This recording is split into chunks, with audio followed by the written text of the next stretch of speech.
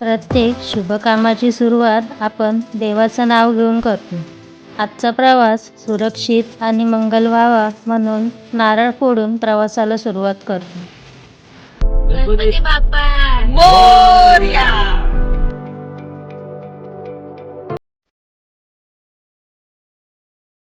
नमस्कार, स्वागत आहे तुमचं आपल्या चॅनलवर. आज आपण निघालो आहोत आई तुळजाभवानीच्या दर्शनासाठी. आई तुळजाभवानी आमचा प्रवास सुखरूप करो.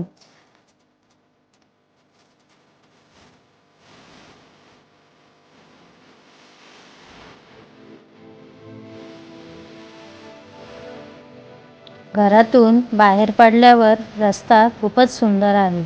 दोन्ही बाजूला हिरवीगार शेती, छोटे मोठे गाव, शांत वातावरण. हा प्रवास खरंच मन प्रसन्न करणारा आहे. बाय रोड प्रवासाचा खरा आनंद असेच निसर्गरम्य दृश्य बघताना मिळतो.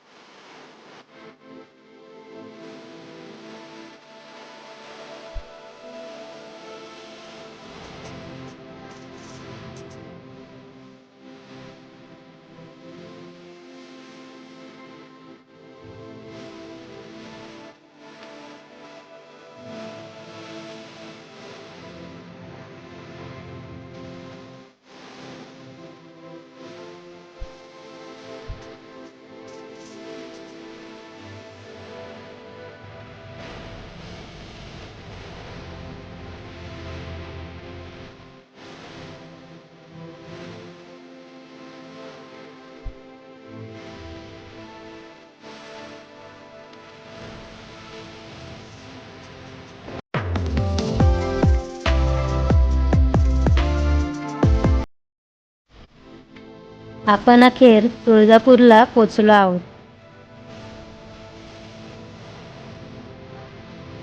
आई तुळजाभवानीचं पवित्र स्थान. इथं पाऊल टाकताच एक वेगळाच भक्तिभाव मनात भरून येतो. आज मंदिर परिसरात चांगलीच गर्दी आहे, कारण दूरदूरवरून आलेले भक्त आईच्या दर्शनासाठी इथे जमा झालेत.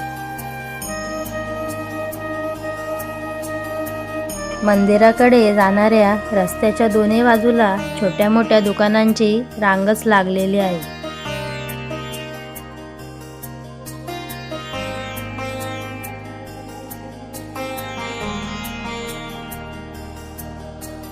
या दुकानांमध्ये पूजेसाठी लागणारं सगळं साहित्य मिळतं. नारळ, हार, फूल, अगरबत्ती, कापूर, कुंकू.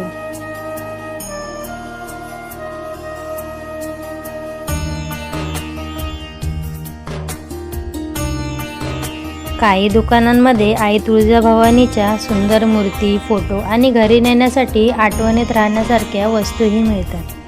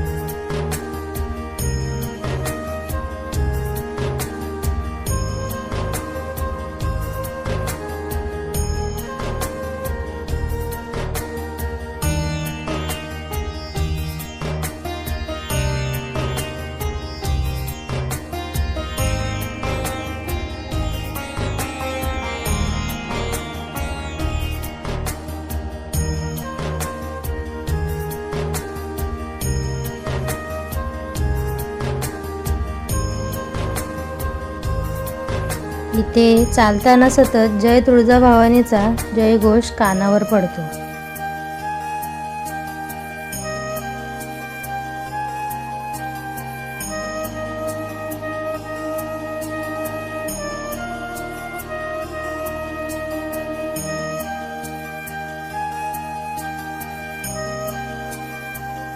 घंटानाद, ढोल ताशांचा आवाज आणि भक्तांचा उत्साह या सगळ्यामुळे परिसरात खूपच पवित्र वातावरण तयार झाले.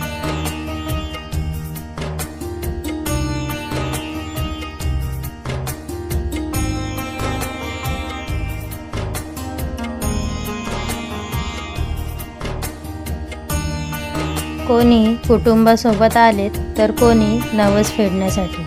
प्रत्येकाच्या चेहऱ्यावर आईच्या दर्शनाची ओढ आणि श्रद्धा स्पष्ट दिसते.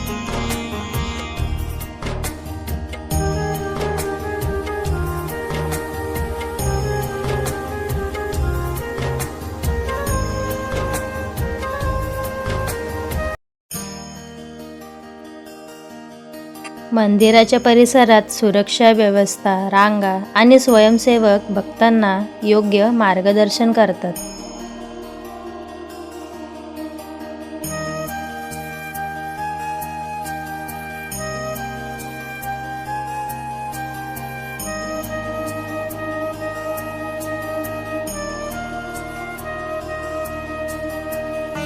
मंदिराच्या आसपासचं वातावरण खूपच शांत आणि सकारात्मक आहे.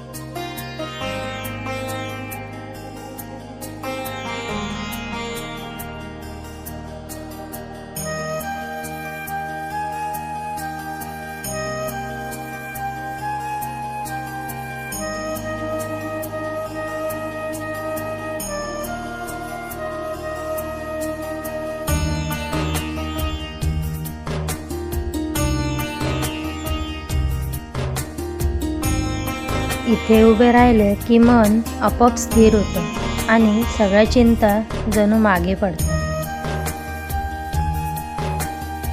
तुळजापूर हे फक्त एक तीर्थक्षेत्र नाही, तर श्रद्धा, विश्वास आणि शक्तीचं केंद्र आहे.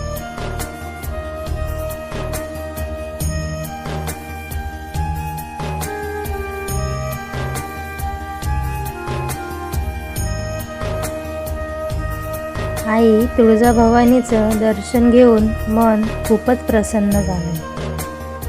आता इथून पुढे आम्ही निघालो आहोत अक्कलकोटच्या दिशेने श्री स्वामी समर्थांच्या दर्शनासाठी. आजचा व्लॉग इथेच संपवते. व्हिडिओ आवडला असेल तर नक्की लाईक करा आणि कमेंटमध्ये जय तुळजाभवानी आणि श्री स्वामी समर्थ लिहा.